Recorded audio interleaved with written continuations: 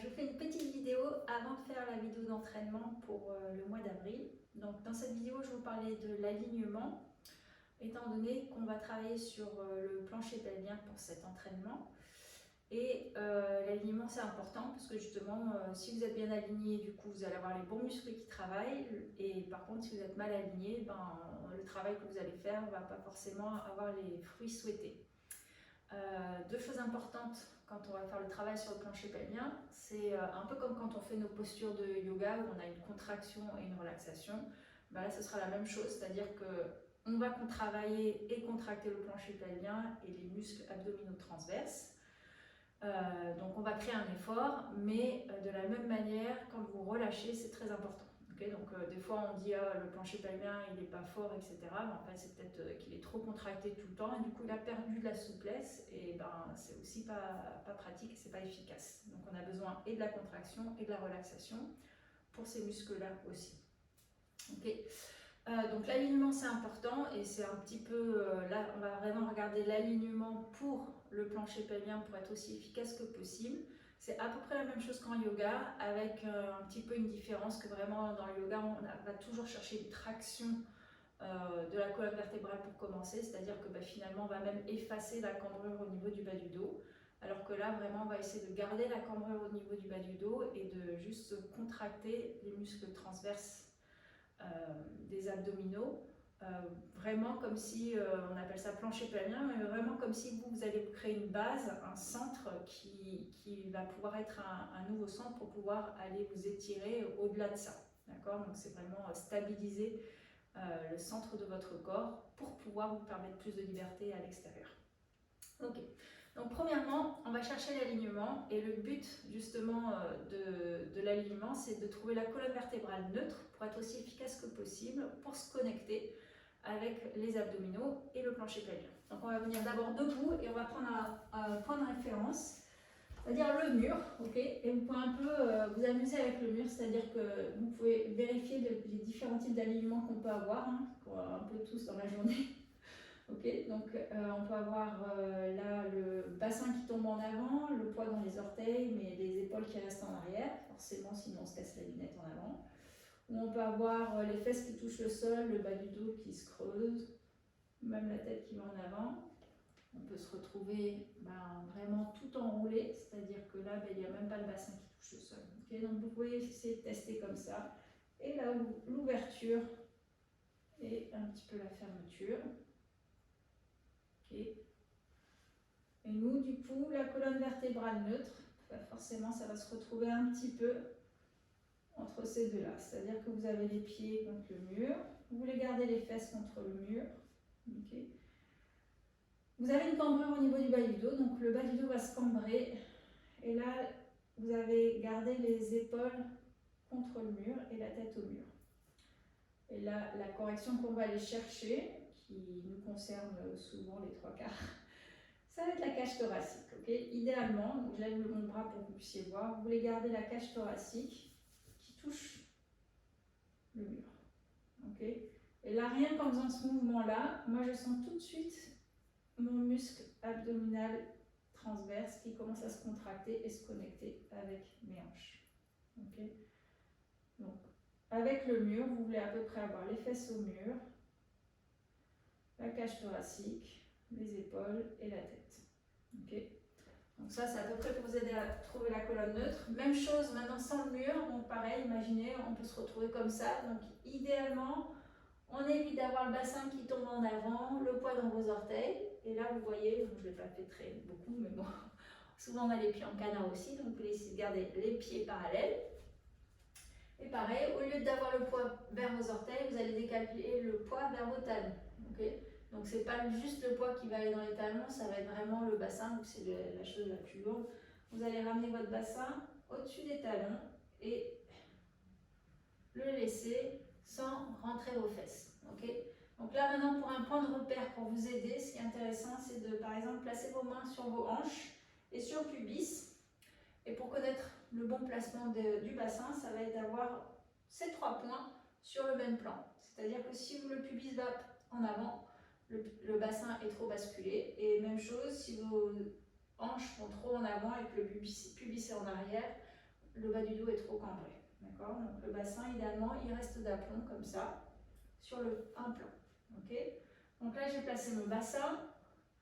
J'ai à peu près ma cambrure en bas du dos, mais encore une fois, vous allez retrouver la cage thoracique qui a tendance à vouloir un petit peu tomber en avant, ou même on va avoir tendance peut-être à se tenir comme ça, ou comme ça. Okay. Donc on a notre bassin et on va vouloir, souvent quand vous allez avoir ces mouvements-là, le bassin va aussi aller dans la direction opposée, où ils vont se compenser. Donc on va essayer de retrouver la cage thoracique comme on a fait tout à l'heure, donc détendre le devant de la cage thoracique et imaginez qu'il y a un mur et gardez l'arrière de la cage thoracique contre un mur imaginaire. Là, vous avez encore un point de référence, un point de repère.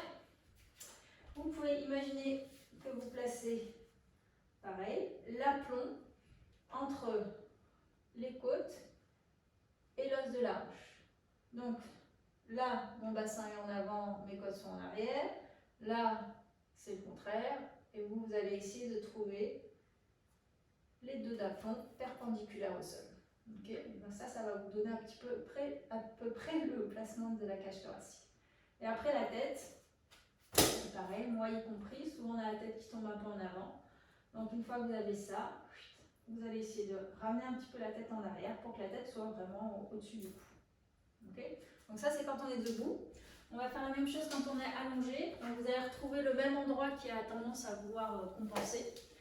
Donc quand on est allongé sur le dos, même point de repère, placez vos mains sur vos hanches, sur le pubis, et vous les gardez le tout à plat. Donc vous évitez d'avoir le pubis qui pointe vers le haut, ou les épines qui soient les crêtes iliaques qui poussent vers le plafond. Donc vous essayez de trouver la position neutre.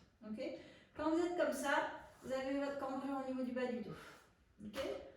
On retrouve la cage thoracique qui va avoir tendance à pousser vers le haut. Okay. Même là, c'est encore un tout petit peu. Je sens que là, au niveau de la cage thoracique, ça ne touche pas le sol. Donc, je vais essayer de venir aplatir l'arrière de la cage thoracique au sol. Et même point de repère, idéalement, vous avez les côtes et les hanches qui sont sur le même point. Okay. Et là, normalement, encore une fois, si vous commencez à contracter les abdominaux ou si vous contractez le plancher pelvien, vous allez sentir que les muscles abdominaux transverses commencent à se connecter justement entre le bassin et la cage thoracique. Okay.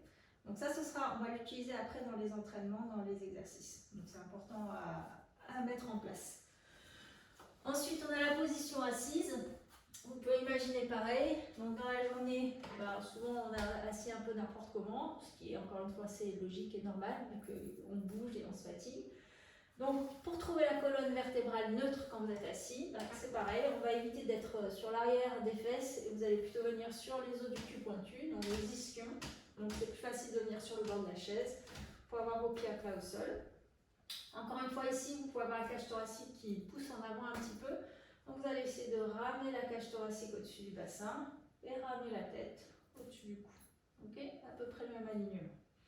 Enfin, dernier point, quand vous faites vos squats, parce qu'on va en faire l'entraînement, on va regarder l'alignement. Donc, encore une fois, au lieu d'avoir le poids dans les orteils et de pousser vos genoux en avant, là, il n'y a nulle part où aller. Okay, vous allez garder le poids vers vos talons et c'est les fesses, vous allez sortir vos fesses pour descendre.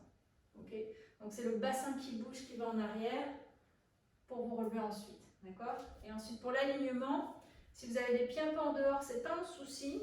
Mais regardez bien que vos genoux aillent dans le même alignement que vos orteils. D'accord. Donc si vous êtes en dehors, mais les genoux et les orteils vont dans la même direction. Vous ne vous retrouvez pas à faire ça là. Ok. Ou ça, dans tous les sens. Essayez d'aligner tout. Donc idéalement, si vous pouvez, vous êtes parallèle. Le poids dans vos talons, les fesses vont en arrière, vous descendez et vous remontez comme ça. D'accord. Donc vous voulez toujours voir vos orteils. Ici, vous mettez la pression dans le genou, il n'y a pas d'espace de mouvement non plus. Là par contre, vous pouvez descendre assez bas et vous êtes bien placé. Okay.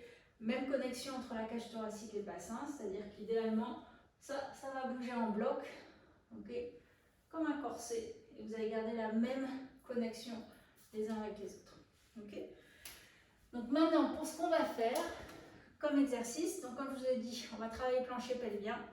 Au niveau de la synchronisation, on va synchroniser la respiration avec le plancher pelvien. Quand je dis plancher pelvien, je vais le dire différemment dans la vidéo. Ça va être par exemple comme si vous reteniez de faire pipi ou caca, donc vraiment comme si vous fermez les orifices. Et au lieu juste d'avoir l'idée que c'est figé, en fait vous allez imaginer que vous les contractez et que vous les ramenez vers le haut, comme si vous faisiez une succion avec les orifices du bas. Okay, donc on expire, on contracte vers l'intérieur et vers le haut, et en même temps vous allez presser le nombril vers la colonne. Et pareil, le but c'est pas de figer et d'être tout tendu. C'est assez doux, c'est assez tranquille, il n'y a pas trop de force. Encore une fois, vous voulez garder cette sensation que ça reste élastique. Donc ça, c'est sur l'expiration. Et sur l'inspiration, ben vraiment, vous allez relâcher l'abdomen, donc le ventre va sortir un petit peu, et vous relâchez les orifices du bas aussi. Presque comme si vous alliez vous faire pipi dessus. Ben, bien sûr, vous retenez, ok, mais justement pour aller chercher l'amplitude des muscles. Parce que, encore une fois, si c'est trop tendu et coincé, ben, au moindre faux pas, eh ben, ça lâche ou ça se déchire ou c'est pas assez fort. Donc vous avez besoin et de la force et de la souplesse. Okay, donc je vous ai fait un petit diagramme.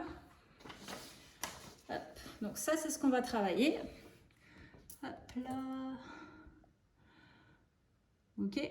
Donc on va expirer, ramener le plancher pelvien vers l'intérieur et vers le haut, presser le nombril vers la colonne vertébrale. Créer un effort, donc vous allez voir, soit on sait qu'on serre les genoux, soit qu'on lève une jambe ou un bras ou quelque chose comme ça. Okay, et quand on inspire, on va relâcher l'abdomen, détendre le plancher pelvien, le laisser s'étirer et rester là. Et voilà, donc le travail se fait assez lentement. Il n'y a pas énormément de mouvements. Et là, je vous ai montré les muscles qui allaient se contracter. Mais vraiment, dans le mouvement, ce n'est pas des grands mouvements. D'accord? Des fois, c'est imperceptible, vous allez voir dans la vidéo. Voilà, donc c'est pas mal d'informations. J'espère que ça vous aide à éclaircir. Encore une fois, ça c'est vraiment spécifique pour le plancher pelvien. Ensuite, quand on fait les postures de yoga, on a un alignement un tout petit peu différent parce qu'on va aller tractionner. Donc, on va aller vraiment chercher à créer de l'espace dans le bas du dos. Et donc, forcément, la cambrure du bas du dos va s'effacer un peu plus. Voilà. Bon, à tout à l'heure.